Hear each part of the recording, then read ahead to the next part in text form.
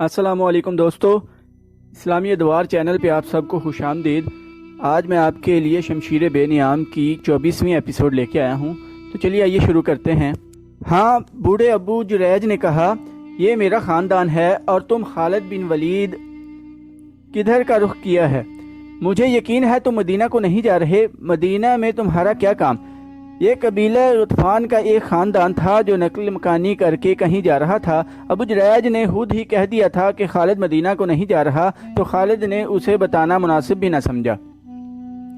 اہل قریش کیا سوچ رہے ہیں؟ ابو جریج نے کہا، کیا یہ صحیح نہیں کہ محمد صلی اللہ علیہ وآلہ وسلم کو لوگ نبی مانتے ہی چلے جا رہے ہیں؟ کیا ایسا نہیں ہوگا کہ ایک روز مدینہ والے مکہ پر چڑھ دوڑیں گے اور ابو سفیان ان کے آگے ہتھیار ڈال دے گا؟ جو سردار اپنی شکست کا انتقام لینا ضروری نہیں سمجھتا، وہ ہتھیار ڈالنے کو بھی برا نہیں سمجھے گا۔ خالد نے کہا، کیا تمہیں یاد نہیں کہ ہم سب مل کر مدینہ پر حملہ کرنے گئے تھے تو مدینے والوں نے اپنے ارد گرد خندق کھود لی تھی؟ خالد نے کہا، ہم خندق پھلانگ سکتے تھے، میں خندق پھلانگ گیا تھا، اکرمہ بھی خندق کے پار چلا گیا تھا، مگر ہمارا لشکر جس میں تمہارے قبیلے کے جنگجو بھی تھے دور کھڑا تماشا دیکھتا رہا تھا۔ مدینہ سے پسپا ہونے والا سب سے پہلا آدمی ہمارا سردار ابو سفیان تھا۔ میرے بازوؤں میں طاقت نہیں رہی ابن ولید۔ ابو جریج نے اپنا ایک ہاتھ جو ضعیفی سے کانپ رہا تھا خالد کے آگے کر کے کہا، میرا جسم ذرا سا بھی ساتھ دیتا تو میں بھی اس مارکے میں اپنے قبیلے کے ساتھ ہوتا۔ اس روز میرے آنسو نکل آئے تھے جس روز میرا قبیلہ مدینہ سے پسپا ہو کر لوٹا تھا۔ اگر کعب بن اسد دھوکہ نہ دیتا اور مدینہ پر 3-4 شب خون مار دیتا تو فتح یقیناً تمہاری ہوتی۔ خالد جھنجھلا اٹھا، اس نے ابو جریج کو قہر کی نظروں سے دیکھا اور چپ رہا۔ کیا تم نے سنا تھا کہ یحاوہ یہودن نے تمہارے قبیلے کے ایک آدمی جرید بن مسیب کو محمد صلی اللہ علیہ وآلہ وسلم کے قتل کے لیے تیار کر لیا تھا؟ ابو جریج نے کہا، ہاں۔ خالد نے کہا، سنا تھا، اور مجھے یہ کہتے ہوئے شرم آتی ہے کہ جریج بن مسیب میرے قبیلے کا آدمی تھا۔ کہاں ہے وہ؟ 1 سال سے زیادہ عرصہ گزر گیا ہے، اس کا پتہ نہیں چلا۔ میں نے سنا تھا کہ یحاوہ یہودن اسے اپنے ساتھ یہودی جادوگر لیس بن موشان کے پاس لے گئی تھی اور اس نے جرید کو محمد صلی اللہ علیہ وآلہ وسلم کے قتل کے لیے تیار کیا تھا، مگر مسلمانوں کی تلواروں کے سامنے لیس بن موشان کا جادو جواب دے گیا۔ جرید بن مسیب مسلمانوں کے ہاتھوں قتل ہو گیا۔ بنو قریظہ میں سے زندہ بھاگ جانے والے صرف 2 تھے، لیس بن موشان اور یحاوہ۔ اب صرف ایک زندہ ہے۔ ابو جریج نے کہا، لیس بن موشان؟ صرف لیس بن موشان زندہ ہے، اور جرید اور یحاوہ وہ بدر دیس بن گئے تھے۔ ابو جریج نے کہا، میں تمہیں ان کی کہانی سنا سکتا ہوں۔ تم نے یحاوہ کو دیکھا تھا، وہ مکہ کی ہی رہنے والی تھی۔ اگر تم کہو گے کہ اسے دیکھ کر تمہارے دل میں ہلچل نہیں ہوتی تھی اور تم اپنے اندر حرارت سے محسوس نہیں کرتے تھے تو خالد، میں کہوں گا کہ تم جھوٹ بول رہے ہو۔ کیا تمہیں کسی نے نہیں بتایا تھا کہ مدینہ پر حملے کے لیے غطفان اہل قریش سے کیوں جا ملا تھا اور دوسرے قبیلوں کے سرداروں نے کیوں ابو سفیان کو اپنا سردار تسلیم کر لیا تھا؟ یہ یحاوہ اور اس جیسی 4 یہودنوں کا جادو چلا تھا۔ گھوڑے اور اونٹ چلے جا رہے تھے، اونٹوں کی گردنوں سے لٹکتی ہوئی گھنٹیاں بوڑھے ابو جریج کے بولنے کے انداز میں جل ترنگ کا ترنم پیدا کر رہی تھیں۔ خالد انہماک سے سن رہا تھا۔ جرید بن مسیب یحاوہ کے عشق کا اسیر ہو گیا تھا۔ ابو جریج کہہ رہا تھا، تم نہیں جانتے ابو ولید، یحاوہ کے دل میں اپنے مذہب کے سوا کسی آدمی کی محبت نہیں تھی۔ وہ جرید کو اپنے طلسم میں گرفتار کر کے اپنے ساتھ لے گئی تھی۔ میں لیس بن موشان کو جانتا ہوں، جوانی میں ہماری دوستی تھی۔ جادوگری اور شبدہ بازی اس کے باپ کا فن تھا، باپ نے یہ فن اسے ورثے میں دیا تھا۔ تم میری بات سن رہے ہو ولید کے بیٹے، یا اکتا رہے ہو؟ میں باتوں کے سوا کچھ بھی نہیں کر سکتا۔ خالد ہنس پڑا اور بولا، سن رہا ہوں ابو جریج، غور سے سن رہا ہوں۔ یہ تو تمہیں معلوم ہوگا کہ جب ہمارے لشکر کو مسلمانوں کی خندق اور آندھی نے مدینے کا محاصرہ اٹھا کر پسپائی پر مجبور کر دیا تو محمد صلی اللہ علیہ وآلہ وسلم نے بنو قریظہ کی بستی کو گھیر لیا تھا۔ ابو جریج نے کہا، لیس بن موشان اور یحاوہ جرید بن مسیب کو وہیں چھوڑ کر نکل بھاگے؟ ہاں ابو جریج۔ خالد نے کہا، مجھے معلوم ہے کہ مسلمانوں نے بنو قریظہ کے تمام مردوں کو قتل کر دیا اور عورتوں اور بچوں کو اپنے ساتھ لے گئے تھے۔ میں جانتا ہوں تم میری باتوں سے اکتا گئے ہو، ابو جریج نے ہنستے ہوئے کہا۔ تم میری پوری بات نہیں سن رہے، مجھے یہ بات وہاں سے سناؤ، خالد نے کہا، جہاں سے میں نے پہلے نہیں سنی۔ میں وہاں تک جانتا ہوں کہ جرید بن مسیب اسی پاگل پن کی حالت میں مارا گیا تھا جو اس بوڑھے یہودی شعبدہ باز نے اس پر طاری کیا تھا، اور وہ خود یحاوہ کو ساتھ لے کر وہاں سے نکل بھاگا تھا۔ پھر یوں ہوا، ابو جریج نے کہا، احد کی پہاڑیوں کے اندر جو بستیاں آباد ہیں وہاں کے رہنے والوں نے ایک رات کسی عورت کی چیخیں سنی۔ 3-4 دلیر قسم کے آدمی گھوڑوں پر سوار ہو کر تلواریں اور برچھیاں اٹھائے سرپٹ دوڑے گئے، لیکن انہیں وہاں کوئی عورت نظر نہ آئی اور چیخیں بھی خاموش ہو گئیں۔ وہ ادھر ادھر گھوم پھر کر واپس آ گئے۔ یہ چیخیں صحرائی لومڑیوں یا کسی بھیڑیے کی بھی ہو سکتی تھیں، خالد نے کہا۔ بھیڑیے اور عورت کی چیخ میں بہت فرق ہے، ابو جریج نے کہا۔ لوگ اسے کسی مظلوم عورت کی چیخیں سمجھے تھے۔ وہ یہ سمجھ کر چپ ہو گئے کہ کسی عورت کو ڈاکو لے جا رہے ہوں گے یا وہ کسی ظالم خاوند کی بیوی ہوگی اور وہ سفر میں ہوں گے، لیکن اگلی رات یہی چیخیں ایک اور بستی کے قریب سنائی دیں۔ وہاں کے چند آدمی بھی ان چیخوں کے تعاقب میں گئے، لیکن انہیں کچھ نظر نہ آیا۔ اس کے بعد دوسری تیسری رات کچھ دیر کے لیے یہ نسوانی چیخیں سنائی دیتی اور رات کی خاموشی میں تحلیل ہو جاتی۔ پھر ان پہاڑوں کے اندر رہنے والے لوگوں نے بتایا کہ اب چیخوں کے ساتھ عورت کی پکار بھی سنائی دیتی ہے، جرید جرید کہاں ہو، آ جاؤ آ جاؤ۔ وہاں کے لوگ جرید نام کے کسی آدمی کو نہیں جانتے تھے۔ ان کے بزرگوں نے کہا کہ یہ کسی مرے ہوئے آدمی کی بدروح ہے جو عورت کی روپ میں چیخ چلا رہی ہے۔ ابو جرید کے بولنے کے انداز میں ایسا تاثر تھا جو ہر کسی کو متاثر کر دیا کرتا تھا، لیکن خالد کے چہرے پر کوئی تاثر نہ تھا جس سے پتہ چلتا کہ وہ قبیلہ غطفان کے اس بوڑھے کی باتوں سے متاثر ہو رہا ہے۔ لوگوں نے اس راستے سے گزرنا چھوڑ دیا جہاں یہ آوازیں عموماً سنائی دیا کرتی تھیں، ابو جریج نے کہا۔ ایک روز یوں ہوا کہ 2 گھڑ سوار جو بڑے لمبے سفر پر تھے ایک بستی میں گھوڑے سرپٹ دوڑاتے پہنچے۔ گھوڑوں کا پسینہ یوں پھوٹ رہا تھا جیسے وہ پانی میں سے گزر کر آئے ہوں۔ ہانپتے کانپتے سواروں پر خوف طاری تھا۔ انہوں نے بتایا کہ وہ ایک وادی میں سے گزر رہے تھے کہ انہیں کسی عورت کی پکار سنائی دی، جرید ٹھہر جاؤ، جرید ٹھہر جاؤ، میں آ رہی ہوں۔ ان گھوڑ سواروں نے ادھر دیکھا جدھر سے آوازیں آ رہی تھیں۔ ایک پہاڑی کی چوٹی پر ایک عورت کھڑی ان گھوڑ سواروں کو پکار رہی تھی۔ وہ تھی تو دور لیکن جوان لگتی تھی۔ وہ پہاڑی سے اترنے لگی تو دونوں گھوڑ سواروں نے ڈر کر ایڑ لگا دی۔ سامنے والی چٹان گھومتی تھی۔ گھوڑ سوار اس کے مطابق وادی کے اندر گھوم گئے۔ انہیں 3-4 مزید مڑنے پڑے۔ گھبراہٹ میں وہ راستے سے بھٹک گئے تھے۔ وہ ایک اور موڑ مڑے تو اس کے سامنے 30-40 قدم دور ایک جوان عورت کھڑی تھی جس کے بال بکھرے ہوئے تھے اور وہ نیم برہنہ تھی۔ اس کا چہرہ لاش کی مانند سفید تھا۔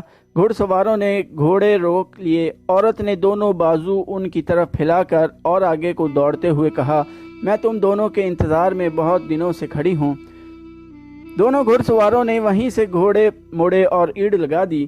بوڑھا ابو جریج بولتے بولتے خاموش ہو گیا۔ اس نے اپنا ہاتھ خالد کی ران پر رکھا اور بولا، میں دیکھ رہا ہوں کہ تمہارے پاس کھانے کے لیے کچھ نہیں۔ کیا یہ اچھا نہیں ہوگا کہ ہم کچھ دیر کے لیے رک جائیں؟ پھر نہ جانے تم کب ملو۔ تمہارا باپ ولید بڑا زبردست آدمی تھا۔ تم میرے ہاتھوں میں پیدا ہوئے تھے۔ میں تمہاری خاطر تواضع کرنا چاہتا ہوں۔ روکو گھوڑے کو اور اتر آؤ۔ یہ قافلہ وہیں رک گیا۔ وہ کسی مرے ہوئے آدمی یا عورت کی بدروح ہی ہو سکتی تھی۔ ابو جریج نے بھنا ہوا گوشت خالد کے آگے رکھتے ہوئے کہا، کھاؤ ولید کے بیٹے۔ پھر ایک خوفناک واقعہ ہو گیا۔ ایک بستی میں ایک اجنبی اس حالت میں آن گرا کہ اس کے چہرے پر لمبی لمبی خراشیں تھیں جن سے خون بہہ رہا تھا۔ اس کے کپڑے پھٹے ہوئے تھے اور جسم پر بھی خراشیں تھیں۔ وہ گرتے ہی بے ہوش ہو گیا۔ لوگوں نے اس کے زخم دھوئے اور اس کے منہ میں پانی ڈالا۔ وہ جب ہوش میں آیا تو اس نے بتایا کہ وہ دو چٹانوں کے درمیان سے گزر رہا تھا کہ ایک چٹان کے اوپر سے ایک عورت چیختی چلاتی اتنی تیزی سے اتری جتنی تیزی سے کوئی عورت نہیں اتر سکتی۔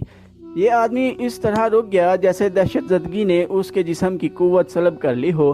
وہ عورت اتنی تیزی سے آ رہی تھی کہ رک نہ سکی۔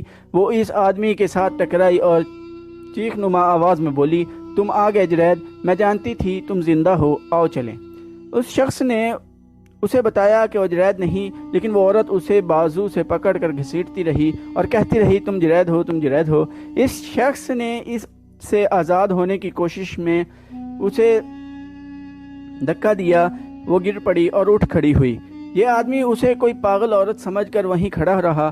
وہ اس طرح اس کی طرف آئی کہ اس کے دانت بھیڑیوں کی طرح باہر نکلے ہوئے تھے اور اس نے ہاتھ اس طرح آگے کر رکھے تھے کہ اس کی انگلیاں درندوں کی پنجوں کی طرح ٹیڑھی ہو گئی تھیں۔ یہ آدمی ڈر کر الٹے قدم پیچھے ہٹا اور ایک پتھر سے ٹھوکر کھا کر پیٹھ کے بل گرا۔ یہ عورت اس طرح اس پر گری اور پنجے اس کے چہرے پر گاڑ دیے جیسے بھیڑیا اپنے شکار کو پنجوں میں دبوچ لیتا ہے۔ اس نے اس آدمی کا چہرہ نوچ ڈالا۔ اس نے اس عورت کو دھکا دے کر پرے کیا اور اس کے نیچے سے نکل آیا، لیکن اس عورت نے اپنے ناخن اس شخص کے پہلوؤں میں اتار دیے اور اس کے کپڑے بھی پھاڑ ڈالے اور کھال بھی بری طرح زخمی کر دی۔ اس زخمی نے بتایا کہ اس عورت کی آنکھوں اور منہ سے شعلے سے نکلتے ہوئے محسوس ہوتے تھے۔ وہ اسے انسانوں کے روپ میں آیا ہوا کوئی درندہ سمجھا۔ اس آدمی کے پاس خنجر تھا، لیکن اس کی ہوش ایسے گم ہوئے کہ وہ خنجر نکالنا بھول گیا۔ اتفاق سے اس آدمی کے ہاتھ میں اس عورت کے بال آ گئے۔ اس نے بالوں کو مٹھی میں لے کر زور سے جھٹکا دیا۔ وہ عورت چٹان پر گری۔ یہ آدمی بھاگ اٹھا۔ اسے اپنے پیچھے اس عورت کی چیخیں سنائی دیتی رہیں۔ اسے بالکل یاد نہیں تھا کہ وہ اس بستی تک کس طرح پہنچا ہے۔ وہ ان خراشوں کی وجہ سے بے ہوش نہیں ہوا تھا۔ اس پر دہشت سوار تھی۔ پھر دو مسافروں نے بتایا کہ انہوں نے راستے میں ایک آدمی کی لاش پڑی دیکھی ہے جسے کسی درندے نے چیر پھاڑ کر ہلاک کیا ہو۔ انہوں نے بتایا کہ اس کے کپڑے پھٹے ہوئے تھے اور تمام جسم پر خراشیں تھیں۔ اس جگہ کے قریب جس جگہ اس عورت کی موجودگی بتائی جا سکتی تھی، چھوٹی سی ایک بستی تھی۔ وہاں کے لوگوں نے نقل مکانی کا ارادہ کر لیا، لیکن یہودی جادوگر لیس بن موشان پہنچ گیا۔ اسے کسی طرح پتہ چل گیا تھا کہ ایک عورت اس علاقے میں جرید جرید پکارتی اور چیختی چلاتی رہتی ہے اور جو آدمی اس کے ہاتھ آ جائے اسے چیر پھاڑ دیتی ہے۔ ابو جریج نے خالد کو باقی کہانی یوں سنائی۔ اسے بدروحوں کے علم کے ساتھ گہری دلچسپی تھی اور وہ لیس بن موشان کو بھی جانتا تھا۔ جب اسے پتا چلا کہ یہ یہودی جادوگر وہاں پہنچ گیا ہے تو وہ بھی گھوڑے پر سوار ہوا اور وہاں جا پہنچا۔ 2-3 بستیوں میں پوچھتا وہ اس بستی میں جا پہنچا جہاں لیس بن موشان آ کر ٹھہرا تھا۔ ابو جریج بوڑھے لیس بن موشان نے اٹھ کر بازو پھیلاتے ہوئے کہا، تم یہاں کیسے آ گئے؟ سن کر آیا ہوں کہ تم اس بدروح پر قابو پانے کے لیے آئے ہو۔ ابو جریج نے اس سے بغل گیر ہوتے ہوئے کہا، کیا میں نے ٹھیک سنا ہے کہ اس بدروح نے یا وہ جو کچھ بھی ہے 2-3 آدمیوں کو چیر پھاڑ ڈالا ہے؟ وہ بدروح نہیں میرے بھائی، لیس بن موشان نے ایسی آواز میں کہا جو ملال اور پریشانی سے دبی ہوئی تھی۔ وہ خدا یہودا کی سچی نام لیوا ایک جوان عورت ہے۔ اس نے اپنی جوانی، اپنا حسن اور اپنی زندگی یہودیت کے نام پر وقف کر رکھی تھی۔ اس کا نام یوحوا ہے۔ میں نے اسے مکہ میں 2-4 مرتبہ دیکھا تھا، ابو جریج نے کہا۔ اس کے کچھ جھوٹے سچے قصے بھی سنے تھے۔ یہ بھی سنا تھا کہ اس نے قریش کے ایک آدمی جرید بن مسیب کو تمہارے پاس لا کر محمد صلی اللہ علیہ وآلہ وسلم کے قتل کے لیے تیار کیا تھا۔ پھر میں نے یہ بھی سنا تھا کہ تم اور یوحوا مسلمانوں کے محاصرے سے نکل گئے تھے اور جرید پیچھے رہ گیا تھا۔ اگر یوحوا زندہ ہے اور وہ بدروح نہیں تو وہ اس حالت تک کس طرح پہنچی ہے؟ اس نے اپنا سب کچھ خدا یہودا کے نام پر قربان کر رکھا تھا، لیس بن موشان نے کہا۔ لیکن وہ آخر انسان تھی، جوان تھی، وہ جذبات کی قربانی نہ دے سکی۔ اس نے جرید کی محبت کو اپنی روح میں اتار لیا تھا۔ جرید پر جتنا اثر میرے خاص عمل کا تھا اتنا ہی یوحوا کی والہانہ محبت کا تھا۔ میں سمجھ گیا، ابو جریج نے کہا۔ اسے جرید بن مسیب کی موت نے پاگل کر دیا ہے۔ کیا تمہارا عمل اور تمہارا جادو اس عورت پر نہیں چل سکتا تھا؟ لیث بن موشان نے لمبی آہ بھری اور بے نور آنکھوں سے ابو جریج کو ٹکٹکی باندھ کر دیکھا اور کچھ دیر چپ رہنے کے بعد کہا، میرا عمل اس پر کیا اثر کرتا؟ وہ مجھے بھی چیرنے پھاڑنے کو مجھ پر ٹوٹ پڑی تھی۔ میرا عمل اس صورت میں کام کرتا کہ میں اس کی آنکھوں میں آنکھیں ڈال سکتا اور میرا ہاتھ تھوڑی سی دیر کے لیے اس کے ماتھے پر رہتا۔ جہاں تک میں اس علم کو سمجھتا ہوں، ابو جریج نے کہا، وہ پہلے ہی پاگل ہو چکی تھی اور تمہیں اپنا دشمن سمجھنے لگی تھی، اور اسے میرے خلاف دشمنی یہ تھی کہ میں جرید بن مسیب کو مسلمانوں کے رحم و کرم پر چھوڑ آیا تھا۔ لیث بن موشان نے کہا، میں اسے اپنے ساتھ لا سکتا تھا، لیکن وہ اس حد تک میرے طلسماتی عمل کے زیر اثر آ چکا تھا کہ ہم اسے زبردستی لاتے تو شاید مجھے یا یوحوا کو قتل کر دیتا۔ میں نے اس کے ذہن میں درندگی کا ایسا تاثر پیدا کر دیا تھا کہ وہ قتل و غارت کے سوا کچھ سوچ ہی نہیں سکتا تھا۔ اگر میں ایک درخت کی طرف اشارہ کر کے کہتا کہ یہ ہے محمد صلی اللہ علیہ وآلہ وسلم، تو وہ تلوار اس درخت کے تنے میں اتار دیتا۔ مجھے یہ توقع بھی تھی کہ یہ پیچھے رہ گیا تو ہو سکتا ہے محمد صلی اللہ علیہ وآلہ وسلم تک پہنچ جائے اور اسے قتل کر دے، لیکن وہ خود قتل ہو گیا۔ کیا تم اب یوحوا پر قابو پا سکو گے؟ ابو جریج نے پوچھا۔ مجھے امید ہے کہ میں اسے اپنے اثر میں لے آؤں گا، لیث بن موشان نے جواب دیا۔ کیا تم مجھے اس کام میں شریک کر سکو گے؟ ابو جریج نے پوچھا اور کہا، میں کچھ جاننا چاہتا ہوں، کچھ سیکھنا چاہتا ہوں۔ اگر بڑھاپا تمہیں چلنے دے تو چلو۔ لیث بن موشان نے کہا، میں تھوڑی دیر تک روانہ ہونے والا ہوں، یہاں کے کچھ آدمی میرے ساتھ چلنے کو تیار ہو گئے ہیں۔ تو دوستو، آج کی سٹوری ادھر ہی ختم کرتے ہیں۔ اگر چینل سبسکرائب نہیں کیا تو چینل کو سبسکرائب کر دیں، لائک، کمنٹ اور شیئر کرنا نہ بھولیے گا۔ ٹائم دینے کا شکریہ۔ اللہ حافظ۔